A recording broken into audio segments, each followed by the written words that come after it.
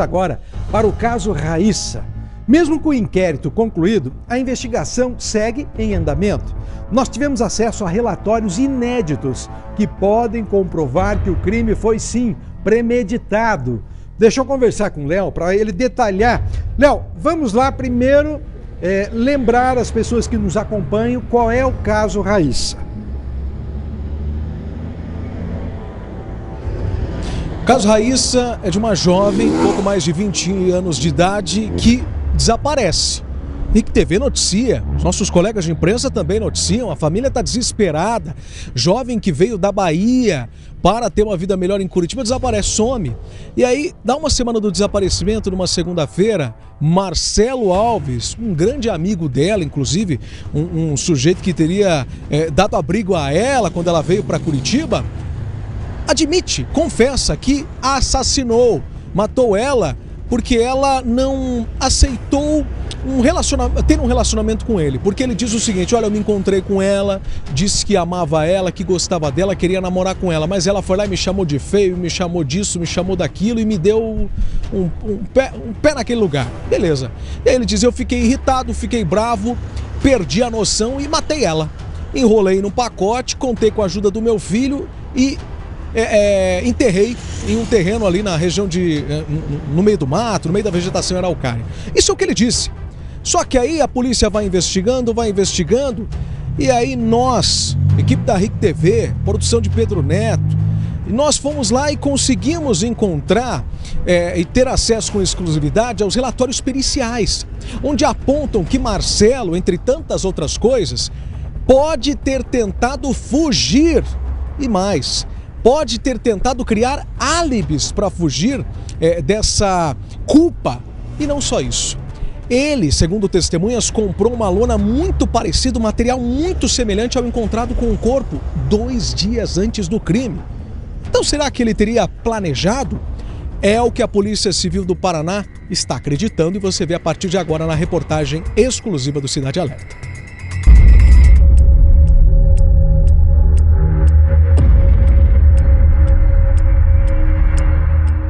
Um assassinato movido pela emoção ou planejado em detalhes? Perguntas que têm movido a investigação do caso Raíssa Ferreira, que segue ativa mesmo após a conclusão do inquérito. A RIC TV teve acesso com exclusividade a relatórios importantes que podem apontar possíveis contradições naquilo que foi dito por Marcelo Alves e Johnny de Assis. Em um dos documentos, a equipe de investigação detalha o que foi encontrado no celular do humorista.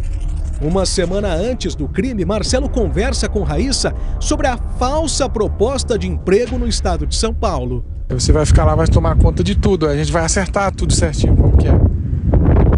Se você quer receber um fixo, quer receber uns 3 aluguéis de uma kitnet, fixo, tudo isso aí a gente vai acertar na segunda, valores, entendeu? Aí já te adianta alguma coisa também para você ficar de boa lá. A promessa de Marcelo era que Raíssa administraria kitnets na cidade de São Paulo.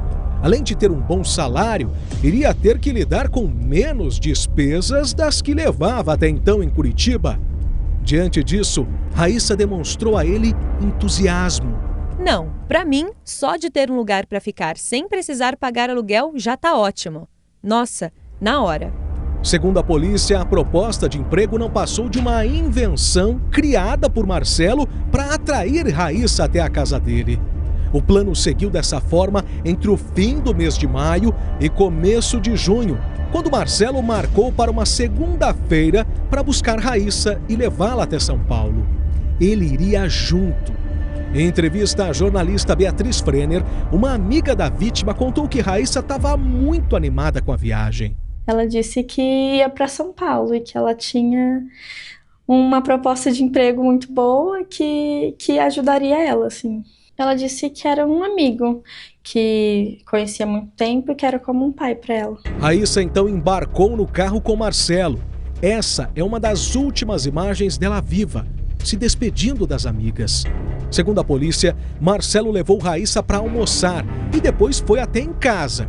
Essas imagens mostram os dois chegando por volta do meio-dia. Depois das 2 da tarde, quem chega de moto é Johnny, que passa as próximas 3 horas no entra e sai da residência. Para os investigadores, Raíssa já estava morta nessa altura e Johnny fazia de tudo para sumir com os pertences da garota. Em um dos relatórios periciais que analisou a localização aproximada dos celulares dos investigados, vemos o destaque para o aparelho de Johnny, que ficou fora do alcance por várias horas no dia do assassinato. Na avaliação dos investigadores, isso foi feito por Johnny de forma proposital. Primeiro, o sinal do celular some perto das 2h15 da tarde, quando ele chega na casa. Só volta a denunciar a localização no fim da tarde, por cerca de 15 a 20 minutos, enquanto Johnny vai até um posto de combustíveis da região para comprar um galão com gasolina. Ele precisava abastecer o carro e teria levado o celular para pagar o produto. Johnny então volta para casa, deixa o celular, sai com Marcelo, mas dessa vez de carro e com o corpo da vítima no porta-malas. Para a polícia, Johnny inicialmente tentou esconder as evidências e principalmente a ocultação do cadáver. O mesmo documento mostrou ainda as localizações aproximadas dos 2 aparelhos celulares de Marcelo. O destaque ficou para o dia seguinte ao crime. Em 3 de junho, perto das 6 da tarde, quando o celular de Marcelo estava nas proximidades do Parque Barigui. Detalhe, junto com o aparelho de Raíssa. A polícia acredita que, nesse momento, o humorista tenha descartado o celular. Nessa altura, Raíssa já era considerada desaparecida e familiares tentavam entender o que poderia ter acontecido. A primeira pessoa a ser acionada foi justamente Marcelo e Johnny. O rapaz chegou a mandar um áudio justificando o que teria acontecido. Ela tinha pedido uma carona pro pai, para poder, dizendo que ia para São Paulo. Perguntou se não podia pegar uma carona junto com ele. Aí eles passaram aqui em casa. Quando vieram aqui em casa, aí ela perguntou se ela não podia. Aí diz ela que tinha desistido de ir para São Paulo e perguntou se podia ficar aqui. Foi aí que aconteceu isso. O pai falou que não tinha como, né? Que nem eu te expliquei aí, por conta de mim e da Luana. E aí ela foi, não sei se chamou o Uber ou se era amigo, se era conhecido. E aí pegou as coisas e saiu, entendeu? Na tentativa de criar um álibi, confirmar que existiu a tal viagem a trabalho em São Paulo, em 4 de junho, ou seja, 2 dias após o crime, Marcelo de fato pegou a estrada, pegou a BR-116. Mas ele não foi muito longe. A localização aproximada do celular de Marcelo colocou o motorista na mesma rodovia, na região de Jacupiranga. O local fica a cerca de 150 quilômetros de Curitiba e 260 da capital paulista. As autoridades suspeitam que ele tenha ido apenas até o trecho rodoviário e retornado para a capital paranaense imediatamente. A perícia descobriu ainda que Marcelo, em uma nova tentativa de sustentar a narrativa de que nem ele e nem Johnny tinham algo a ver com o sumiço de Raíssa, chegou a enviar um áudio para a vítima, já depois de morta. Ô Raíssa, boa noite. Rapaz, onde é que tu tá, hein, bicha? Entra em contato, tá todo mundo preocupado com tu aqui, cara. Faz tempo, desde segunda-feira que tu não entra em contato com ninguém.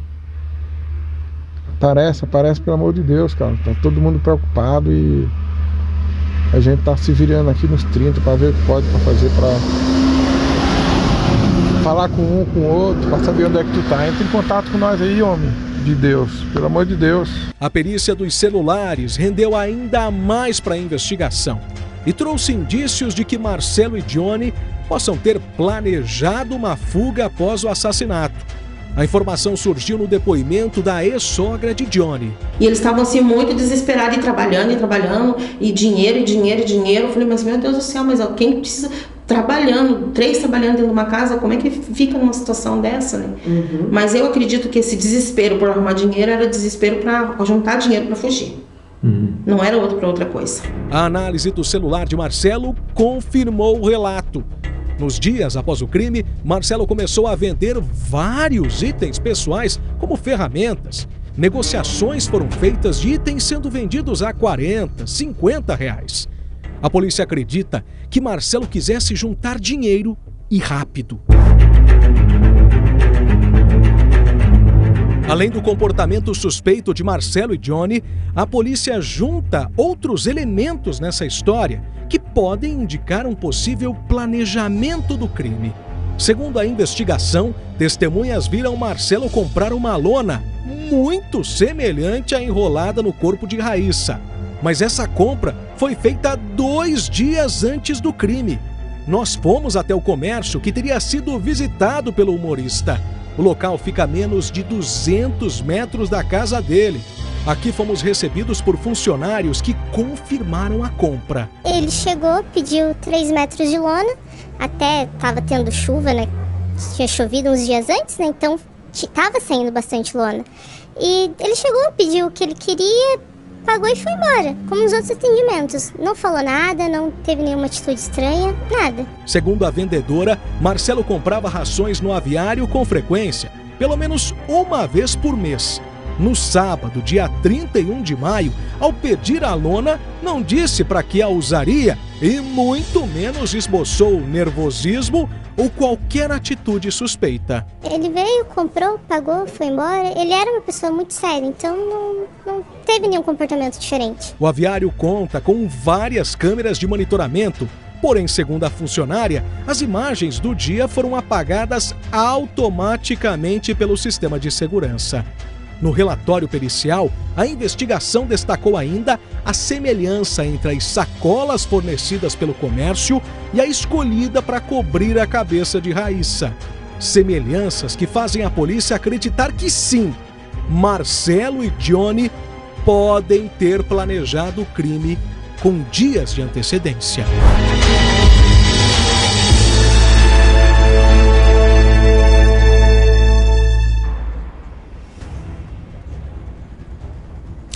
Informações muito importantes para a polícia e também para a sociedade que conhece a partir dessa reportagem trazida com exclusividade pela RIC TV. E claro, faz com que as partes, os advogados de defesa, assistência de acusação se manifestem. E a gente vai ver agora o que o advogado que representa a família, os interesses da família da Raíssa, contou para a gente, falou com a gente após ter conhecimento de todos esses relatórios e essas informações que devem ser fundamentais no curso do processo. As novas informações revelam um elevado nível de dissimulação dos acusados e um plano muito bem arquitetado, o que afasta por hora qualquer possibilidade de que o crime não tenha sido premeditado ou então que fosse praticado mediante forte emoção. Apesar de todos esses elementos que inclusive o advogado que representa a família da Raíssa ter lembrado, ele até enviou uma nota posteriormente, além desse vídeo, ressaltando isso. Apesar de tudo isso, a justiça concedeu liberdade ao Johnny de Assis, não ao Marcelo. O Marcelo permanece preso por tempo indeterminado, mas o Johnny foi solto. A gente está em frente à cadeia pública aqui, a movimentação agora é tranquila, até porque já não só o Johnny, mas outros que estavam, outros detentos já foram libertados, cada um, claro, num contexto. O Johnny saiu no meio da tarde, segundo os advogados, e agora vai responder o processo em liberdade, mas com uma tornozeleira eletrônica. O advogado Caio Percival, que o representa, assim como também o Marcelo, comentou essa decisão judicial e também a respeito das informações trazidas pela RIC TV. Findou na data de hoje o prazo da prisão temporária decretada pelo Poder Judiciário em desfavor de Johnny, que já se encontra em casa sob os primeiros cuidados da família. Lembrando que Johnny é primário, tem bons antecedentes, colaborou com as investigações, inclusive confessando a sua participação no crime de ocultação de cadáver. Investigação segue, é aquilo, né, Paulo? Muitas vezes a gente fala, ou o delegado mesmo traz a informação, olha, o inquérito está concluído. Para as pessoas parece até que ali parou, o trabalho da polícia foi aquele, mas não. Investigação segue até para fundamentar as decisões futuras do juiz à frente do magistrado, à frente desse caso. Então a gente deve ter muita água correndo por baixo dessa ponte, pano para manga e por aí vai nessa história que parece estar distante. Mas foi mês passado, foi há pouco mais de 30, 40 dias. Com certeza a gente deve trazer notícias nos próximos dias, porque como a gente viu, a polícia está investigando e tem muita coisa, no mínimo curiosa nesse caso. Ô Léo, só me reafirme uma coisa. O suspeito que foi solto, ele não foi absolvido, né? Ele já foi indiciado ou não? Porque a gente ouvindo ali a reportagem, a fala parece até que ele foi absolvido. Não, ele foi solto, mas não significa absolvição. Não, jamais. A gente tem aqui a acusação que recai sobre o Johnny é de ocultação de cadáver. Não homicídio, a princípio. Claro, a polícia está investigando, porque como a gente vê nas imagens de câmeras de segurança em que mostram efetivamente a participação do Johnny no crime, ele entra, sai da casa e depois ajuda a levar o corpo, a polícia trabalha com apenas essa acusação, esse indiciamento por ocultação de cadáver. Mas isso pode mudar ao longo do processo. E é isso mesmo, Paulo, ele não foi absolvido não sai daqui dizendo, opa, vou dormir tranquilo, tô sossegado, não fiz nada, fui absolvido. Não, a justiça entende que ele sim cometeu um crime, ocultação de cadáver. E claro, tá apurando melhor, porque existem sim muitas perguntas, muitas dúvidas para entender qual foi o efetivo grau de participação de Johnny. Como o advogado ele disse, ele está à disposição da justiça colaborando, é verdade, mas a polícia está fazendo o trabalho para não ter nenhuma dúvida. Valeu, Léo. Parabéns pela reportagem.